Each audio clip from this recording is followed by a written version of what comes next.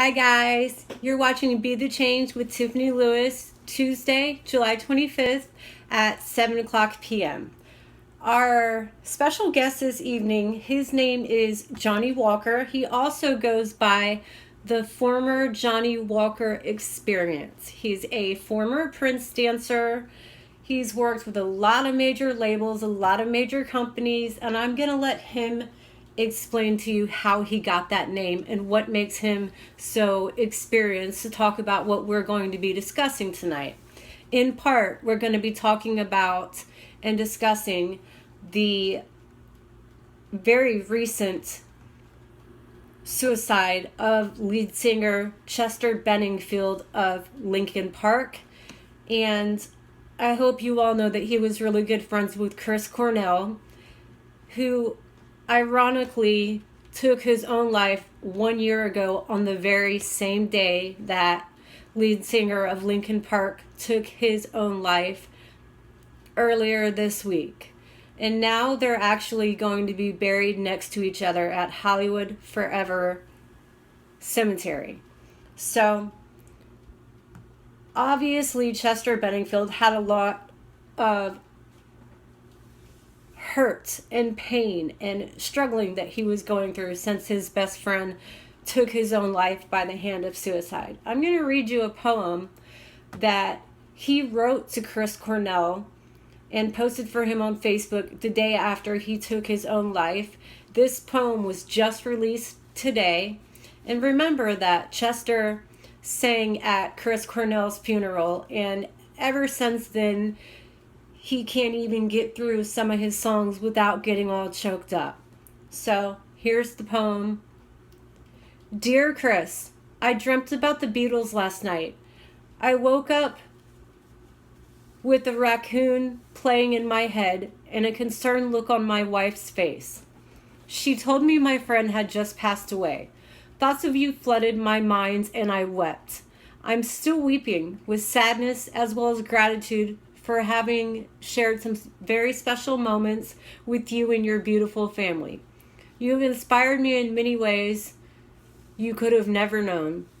Your talent was pure, unrivaled. Your voice was joy, pain, anger, and I suppose that's what we all are. You helped me understand the link between the Beatles and the thought of my dream. I'd like to think you were saying goodbye in your own way. I can't imagine a world without you in it. I pray that you find peace in the next life. Send my love to your wife and children, friends and family, and thank you for allowing me to be a part of your life. With all of my love, your friend, Chester Bennington. All right, so that, you need to know that Chester Bennington also had 6 kids and a wife. So now we're going to get a special guest on the phone who is going to give us some perspective on why the rock and roll suicides and suicides in general, but it's a little bit different for musicians because they have a lot more pressure. Okay, so I'm going to call him and get him on the line, and we're going to hear his story. Just one moment, please.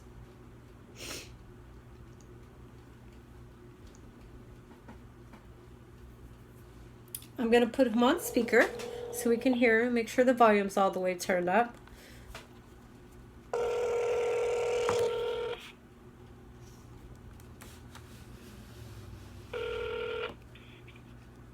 Hi, Johnny. You are on the air with Tiffany Lewis on Clearsource Radio. It's Tuesday night. How are you? I'm good, Tiffany. I'm really excited about talking with you tonight. I'm pretty excited to do. Also, I have already read the poem that Chester Bennington wrote to Chris Cornell just after his passing.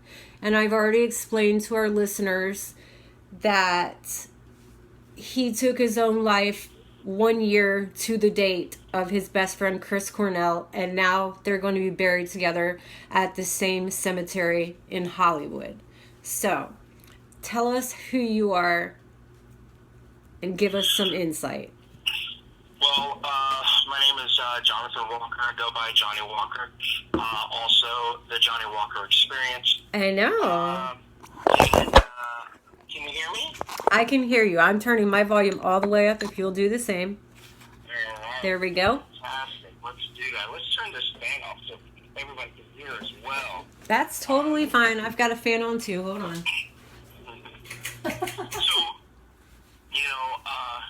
I am a musician. A musician by love and trade. I write music. I'm a former dancer for Prince. Yes, I've been dancing all my life. I still dance. Yay.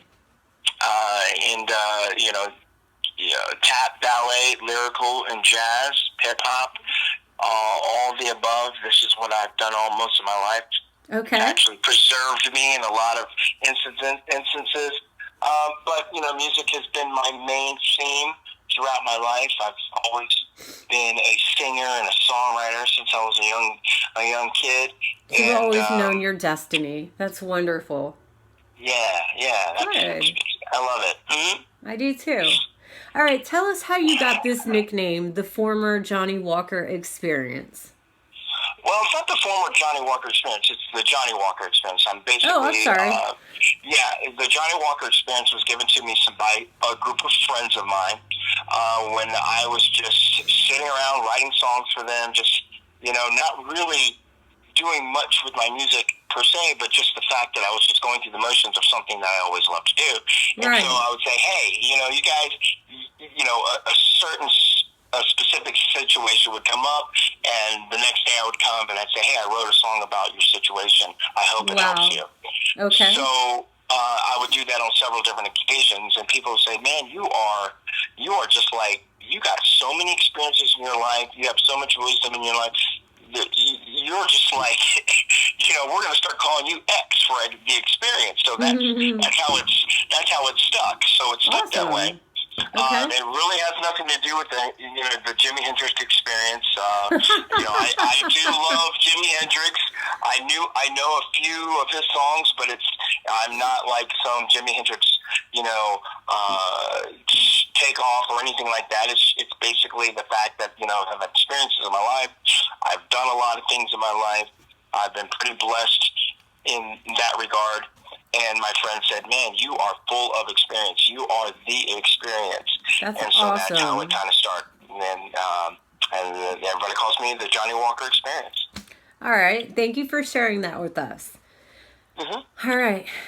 You ready for it to get heavy? Yeah, definitely. All right. Tell me what you think about Linkin Park lead singer Chester Benningfield's suicide, the fact that he took his own life on the same day as his good friend Chris Cornell, and now the fact that they're going to be buried together. You said deep, right? So this can't get any deeper than this. I thought about this. Mm-hmm. I've experienced this. I've never had this type of thing come up into my life personally, except from a friend. I have had friends that have been successful in killing themselves and causing,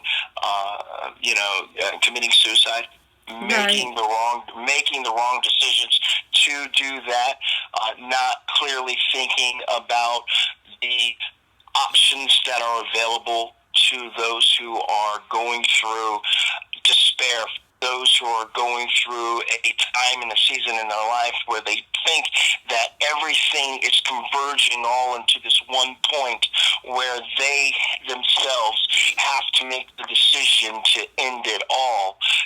We are not of our own, but we are of God.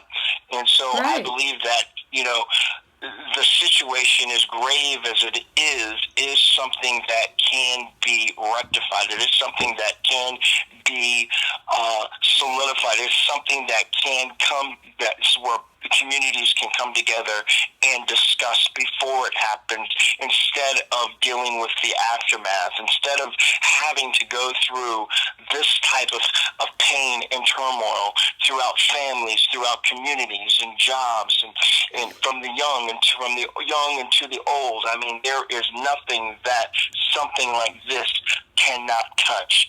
So, I've had a friend that recently passed away by taking his life.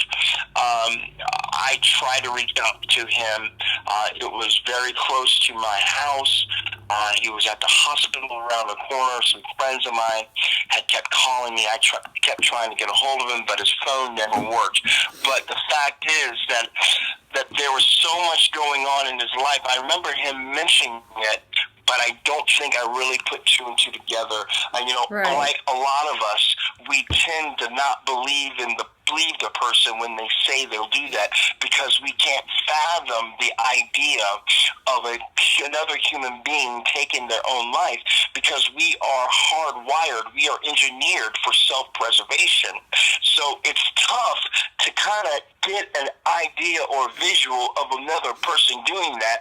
And even when it does happen to those around us, we kind of put our imaginations to the side, and not create an opportunity for us to look at this seriously and say, Right. okay, this is not going to happen again. Okay, this cannot happen. We don't want to. In general, human beings don't want to have to deal with this. And the only way that we deal with it is generally through anger, as opposed to, okay, what do we do next in order to save another life?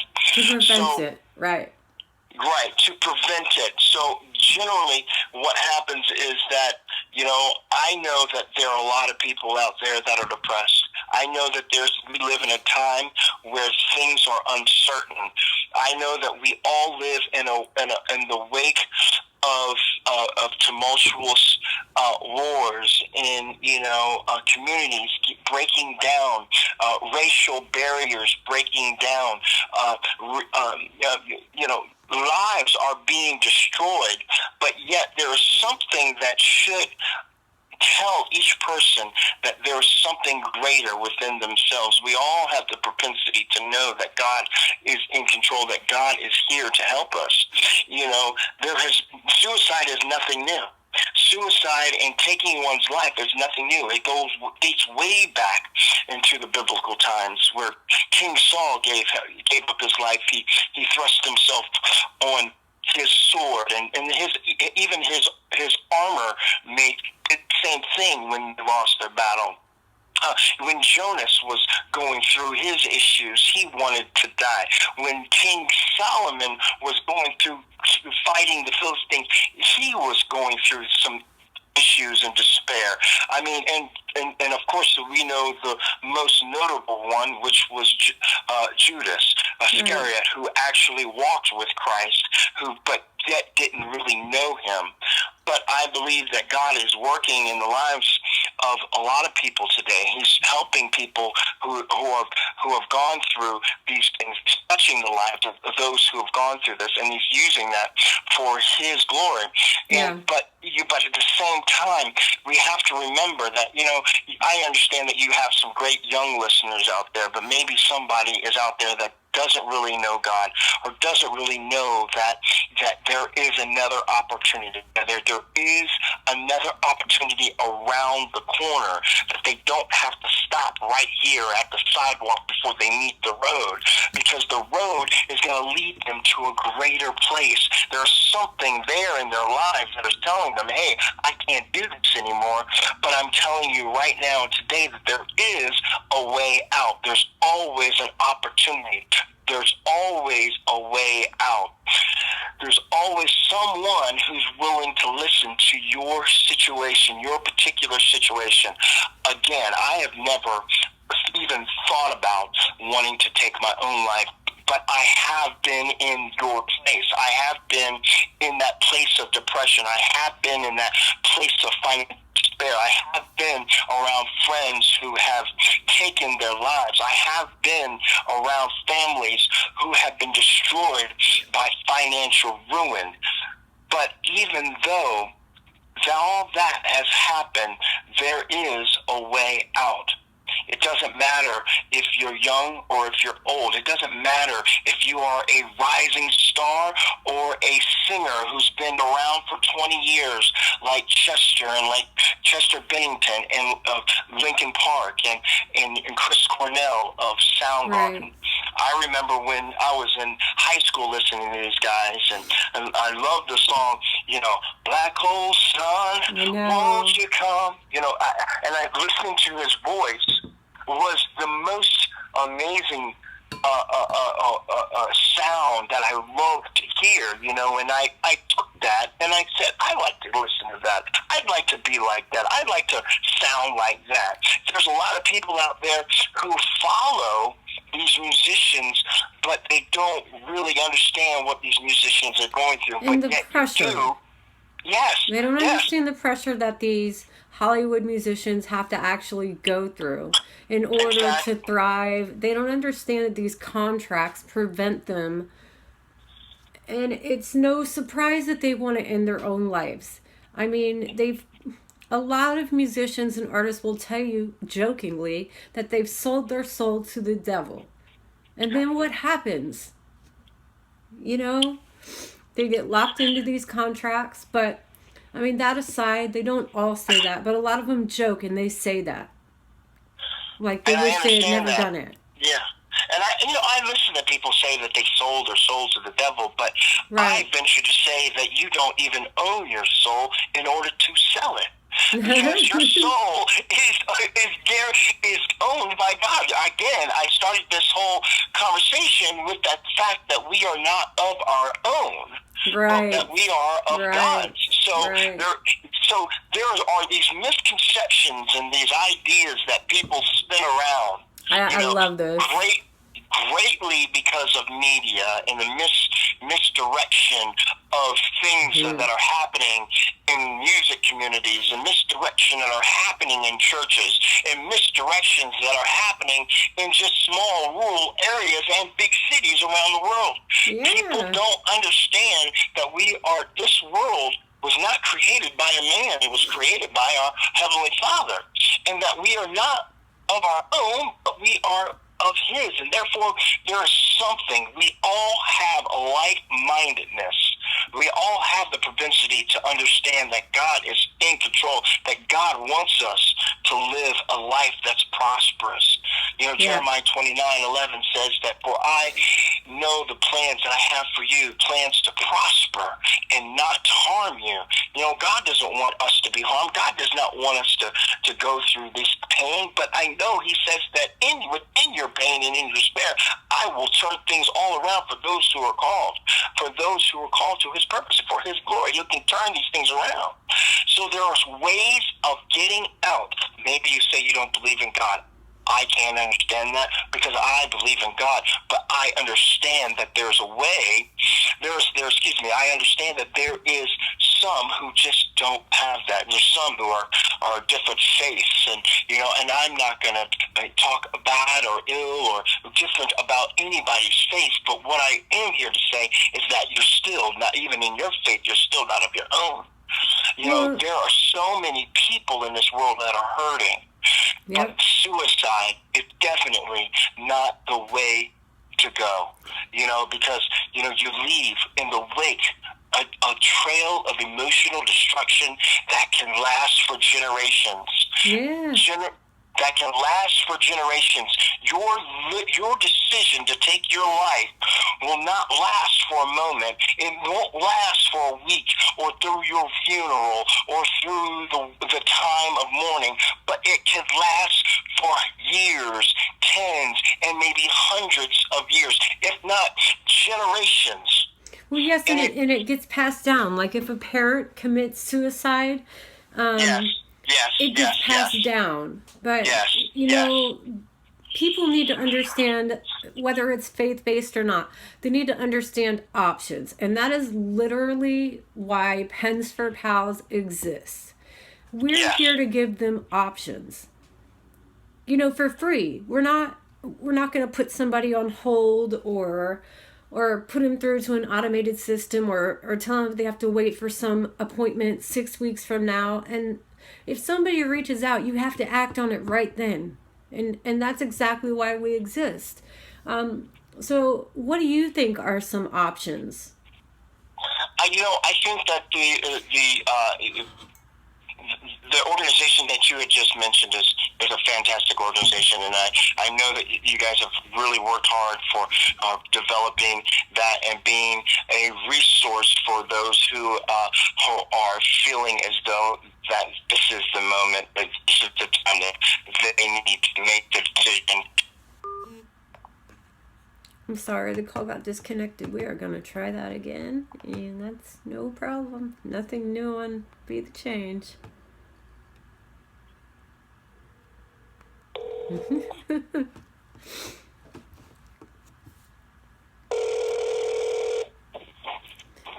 Yes.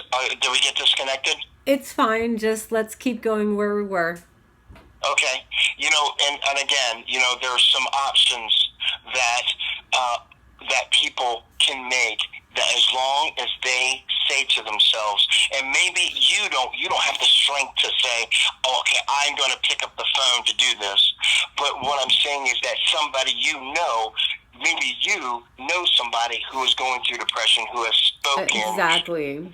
That said and mentioned maybe in a joke or maybe in passing conversation, but you know in your heart that something is not right, but you don't know what to do. You're afraid that maybe somebody may think that you're weak, because you want to help somebody else, or maybe it's unpopular where you are. Maybe it's something that it's manly to say that you would like to take your... No. I know. I'm saying, yes. What I'm saying is that maybe you are called to say something that will tip the scales in the favor of life. Right. And that's exactly another reason why we exist. It's taboo to talk about most things, especially... suicides and traumas and childhood traumas and etc. And they feel like if they talk about it, somebody's going to pick up some phone and call some agency and take their children away or whatever they're going to do. They're afraid. And that's it's crazy, though. Fear will stop people from doing things. Right.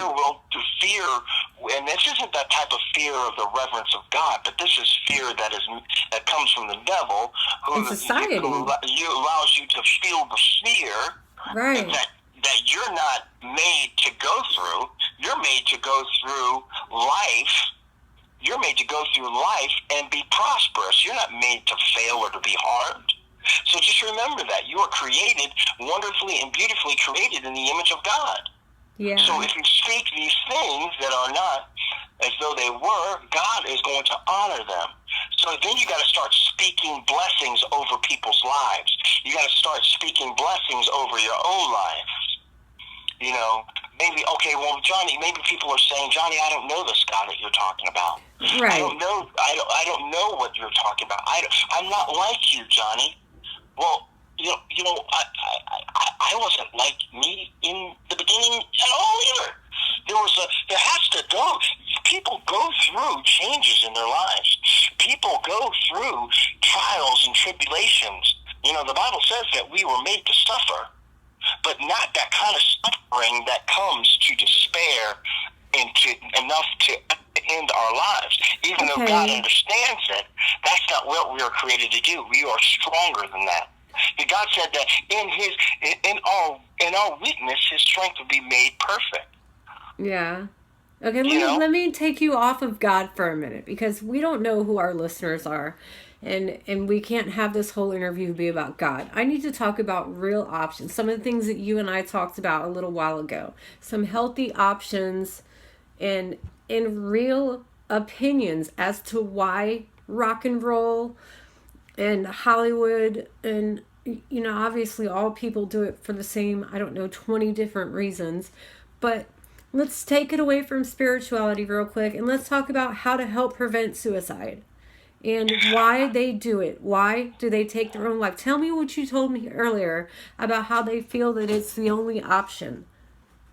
I again, when we spoke earlier, I was touched by your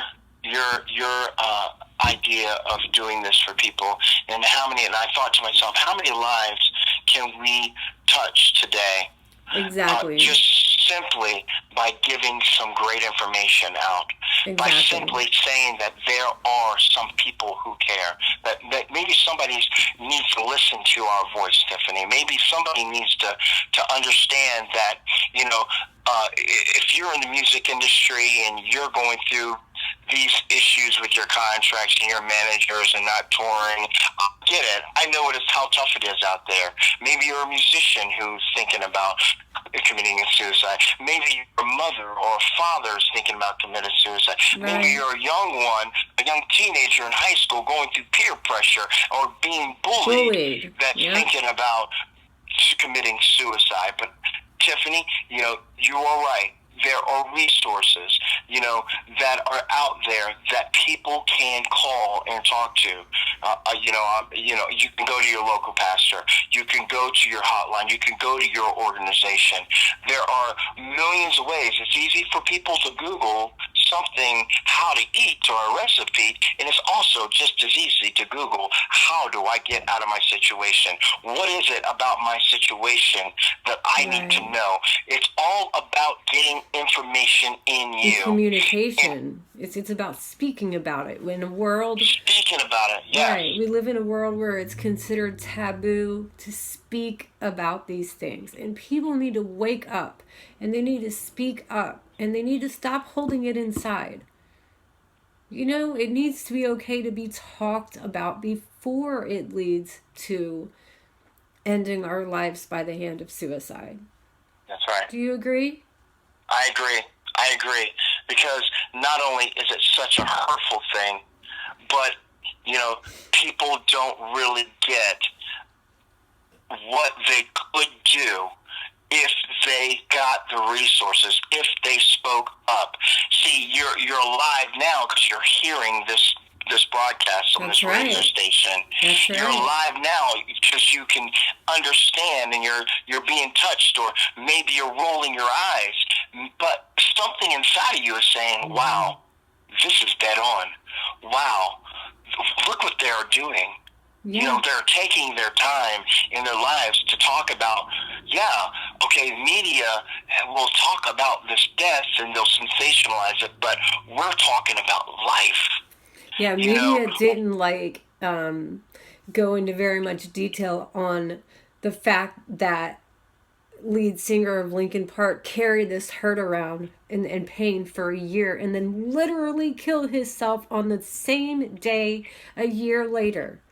Why isn't media talking about that? Why are we talking about where they're being buried together? I mean, that tells you so much. It's just like if you lose a parent to suicide, your children are going to follow in your footsteps. This is a generational thing. And I guess maybe in the music industry, or maybe your friend did it, I guess that's a big part of it too. Yeah. It's got to be. Yeah. And I have to say that, when I was looking at some of these articles and kind of reading about what the fans of these two major acts are going through. Mm-hmm. We all go through certain things in our lives and times in our lives where we have turmoil in our lives and we have pain and suffering and weepiness. But, this type of situation carries on to the multitudes. Because the multitudes of kids are following these stars, these artists. And it's like it's telling them it's okay to do. It's glorifying it. They're glorifying it. But I'm saying that even still, that even the families are going to go through the same thing that your family could go through. And there's families that are going through the same situation that Mr. Bennington's family or Mr. Cornell's family are going through. Everybody goes through the same thing. Nobody is above anyone. That's right. Nobody is above reproach. So we all bleed red blood. We all put our pants on every morning. We all brush our teeth. We all get up and see the same blue sky. At night, we look or gaze upon the same bright stars, and we all have our own differences. But we all have an opportunity. And we're all connected. We all can get up and make a call. We all can say something to somebody in your community about what you heard the other night, or about your friend, or maybe you're listening to what's going on in this media and you're deciding that, hey, if they can do it, I can do it. But I'm saying that you don't have to follow in their footsteps. They have already made the mistake. It was the righteous thing to do. It wasn't something that was right, Lee. It was something that was wrong, Lee. And people don't get it. We're saying to you that you have an opportunity to make a change in your life. You have an opportunity to say, I can get out of this. I'm going to get out of this depression. Maybe there's some substances that you're on that you need to get off of. You need to go ahead and make that call and talk to somebody. You need to go ahead when you're going through your clear moments in your life and say, okay, because I've been through that. There's a lot of people in this world who's been through some situations with things that they should not be doing, but that they are doing. But when all the smoke and the fun clears up, that's when you really need to say, okay, I gotta say I need some help. I need somebody to talk to. I need somebody they can safely talk to, that isn't going to judge them is the thing. Correct. And that's what Hanford House is all about. Like, we don't judge people. We don't put you through to some system of some counselor that's going to put you on some medication. That's not what we're about. We're a peer-to-peer encouraging community of people worldwide that just want to help you and match you with somebody who's around your same age or maybe lives in your area in case you wanted to meet them in person. We're just here to be friends and encourage and uplift you. Yeah. And there isn't enough of that in the world. Everybody's got a hotline. Everybody's got a wait list. But that's the difference between us. And people just really need to understand that there are actually, maybe there's only a few of us that actually care whether you live or die. But I'm one of those few that actually cares if you live or die. Absolutely. And I know you are too. And it's just so tragic to hear about another rock star's pain over his friend's death, and therefore he took his own life. And people just need to wake up. And to bring this full circle, and maybe you're saying that, okay, well, Johnny, you don't really understand. Yeah, I do. Because I was a former dancer for Prince. I know what it's like to be around a top star in the world and to go through and to watch their lives on a physical level plane, not something that is on television or listening on the radio. This is something I saw with my own eyes. I'm not going to get into details, but I know the pain of losing that person before the decisions that they make. Right. And there are obvious signs, don't you agree? Yes, absolutely. I agree. All right, what do you think some of those obvious signs are? I mean, there's a lot of different signs that you can look at. You can look at people saying certain things. You have to listen to the words that your friends and your colleagues are saying to you. You have to look at their demeanor. You have to look at their gait, of the way they walk, the way they talk, the differences and one day to the next, to see if there's roller coasters of emotions. Right. These are all telltale signs of depression, of despair, of self-pity, of self-doubt. Maybe you're a stock market guru, and you are making tons of money, but you're stressed out through your job because, one day the market's up, the next day you're losing tons of money. You're going through that same process as if somebody who is just a kid on the street, or a bum around the corner, or a pastor down the street, or a teacher right up the way over there. We all are going through something. Nobody is too different when it comes to this type of situation. Right. When it comes to this, we all end up in the same process. We all end up in the same process when it comes to this. When you're making those kinds of decisions, and if you're making the wrong decisions, then I'm not here to preach to you. I'm not here to browbeat you, but I'm here to say that what if you had another way out? What if you could do that thing that you've always wanted to do, yes. but you're thinking that you can't do it? Right. But I'm saying you can. I've done a lot of things in my life. I've had at a young age, I was a driver for the President of the United States. Wow. At a young age, I was during his inauguration. At a young age, I was handpicked by one of the top artists that ever lived. At a young age, I've been noted as being a prolific songwriter. But yet still, that's not my life. I'm not the type of person who wants fame and fortune. I never have. That's just your destiny.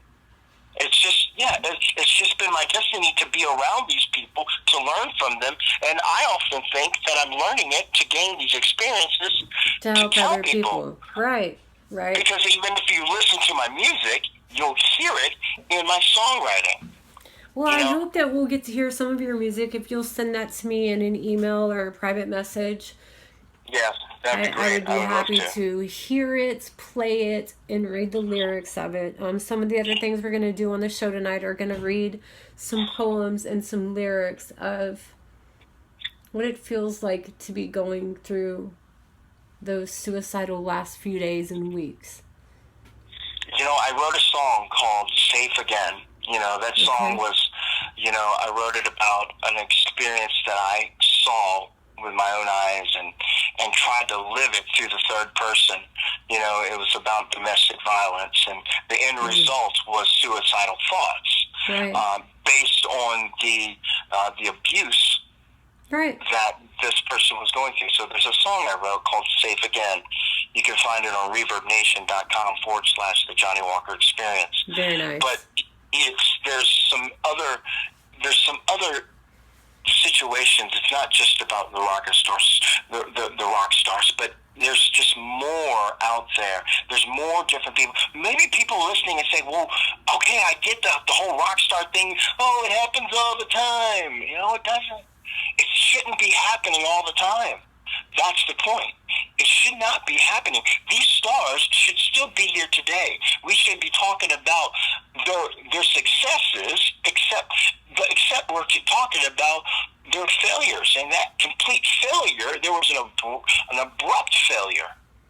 There was an abrupt failure, and that was the choice of saying that I cannot do anymore. I can't do this anymore. I can't feel this way anymore. I can't feel this way.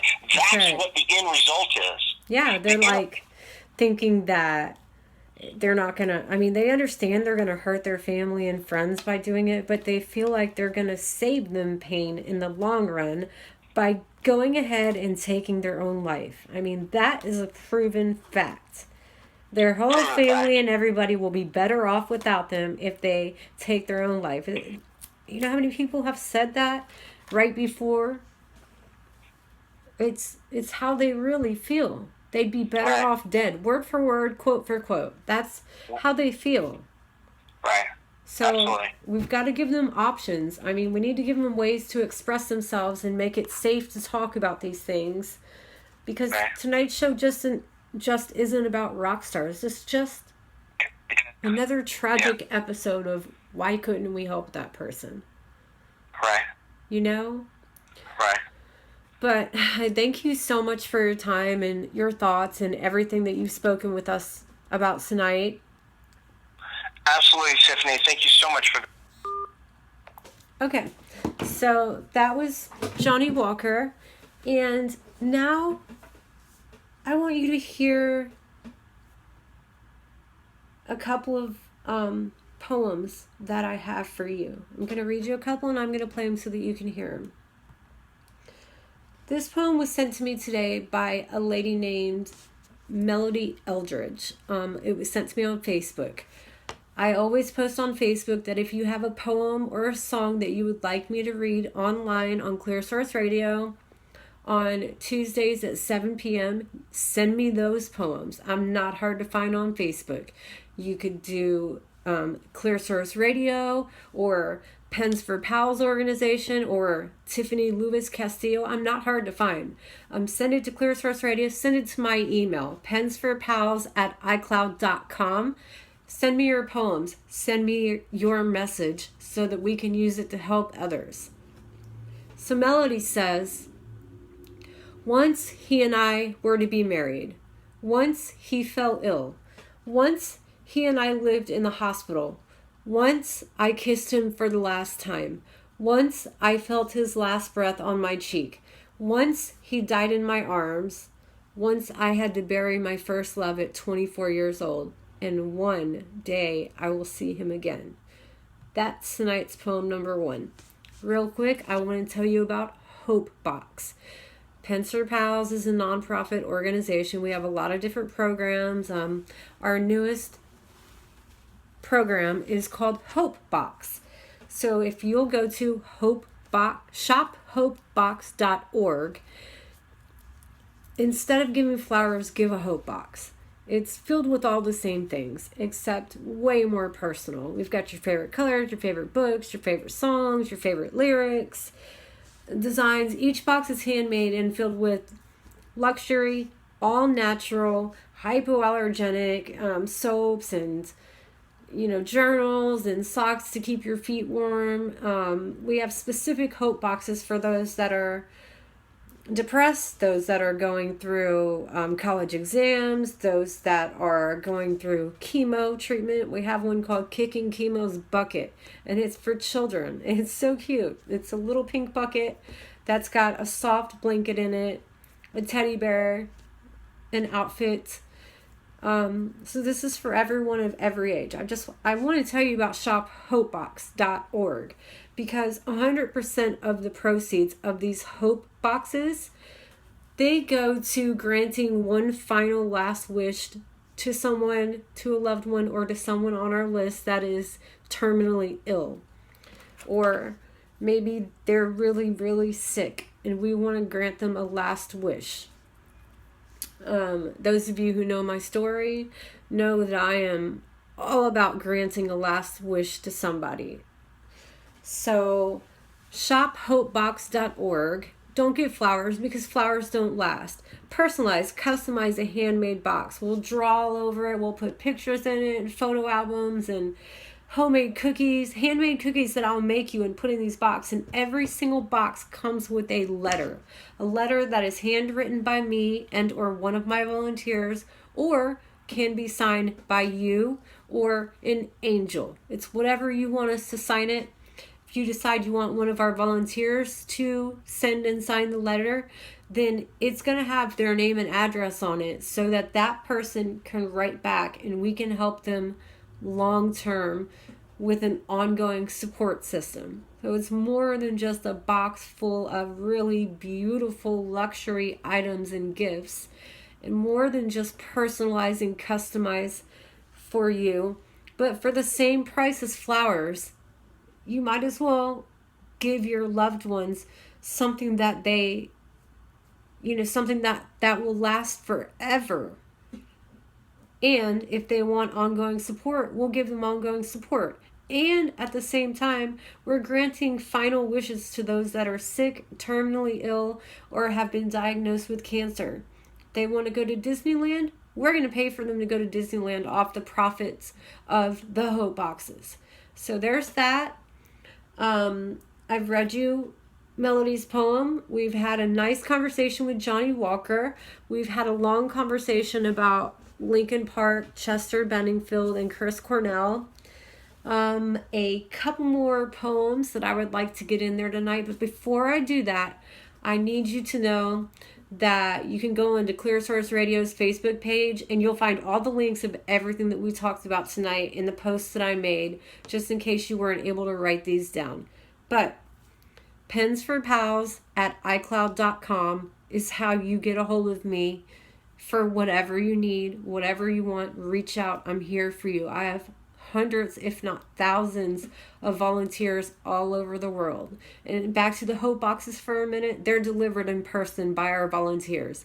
And if we don't have a volunteer in your country or state, they are delivered by hand by a courier, you know, at no extra cost to you. It's literally the same price as buying flowers, literally. And they're going to come to you in the same condition that they left our hands, and with the letter for ongoing support. All right, I want you to hear a commercial. I'm going to try to turn the camera around so that you can actually watch it. I don't know that it's going to let me, but I'll try. If not, I'll just turn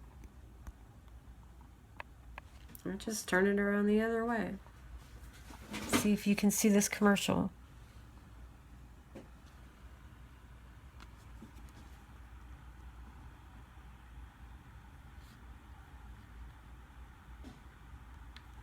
Are you or a loved one feeling suicidal, depressed, or suffering alone in silence?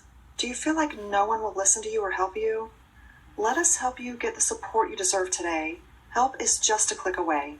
Visit www.pensforpals.org. Don't suffer anymore.